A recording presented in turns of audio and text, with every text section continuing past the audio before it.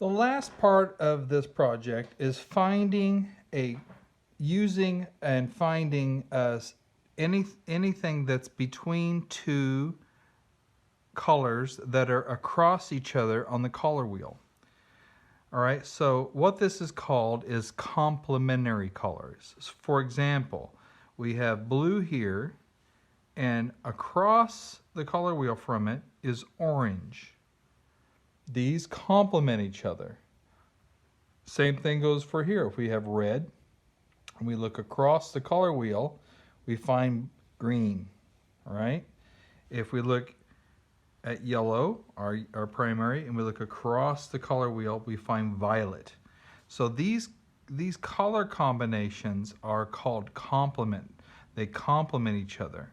Now what's interesting is just like we were mixing a spectrum between adjacent colors, right? So the blue is adjacent to yellow, and then here's its spectrum of colors in between to get our secondary and our tertiaries.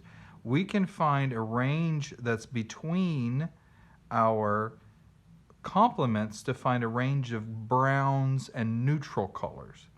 So what we can do, I'm going to choose to use blue and orange, and I want to experiment here to see what happens if I have a little bit of blue and a little bit of orange, and I mix those together. All right.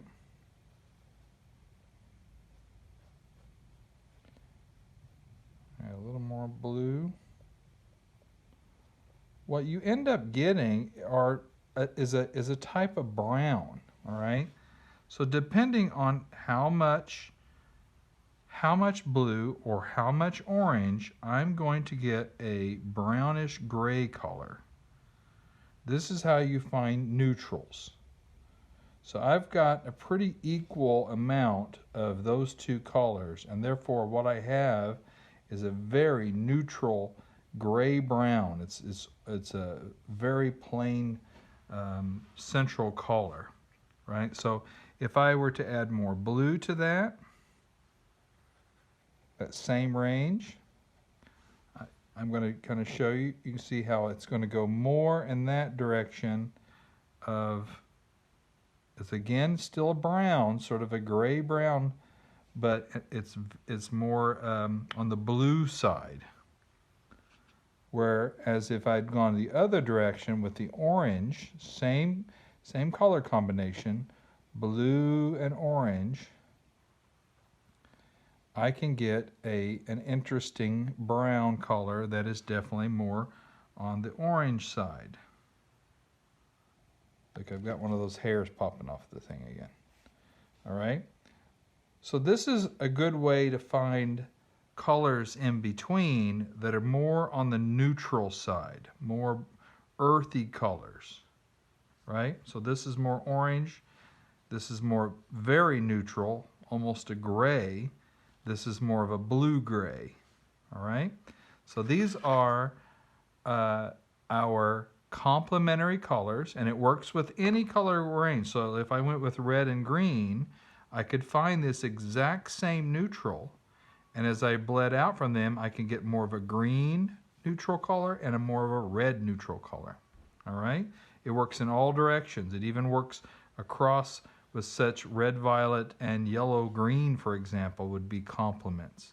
So depending on where on the color wheel you're working as an artist, you may want to have a neutral color sometimes. We don't always want pure colors that are, we want more browns and use more natural colors.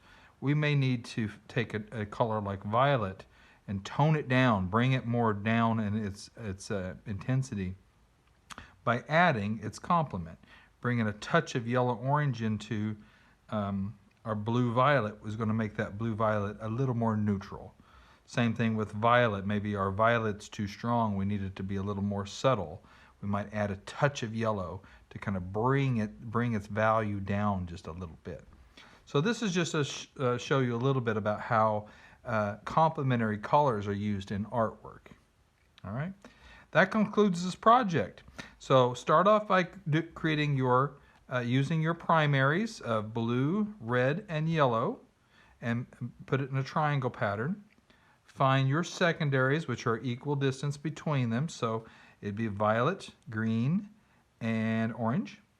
And then find between each of these the tertiary colors that make up the next adjacent set. So it's sort of a halfway point between blue and green and between yellow and green to find those halfway marks. All right? That's your color wheel.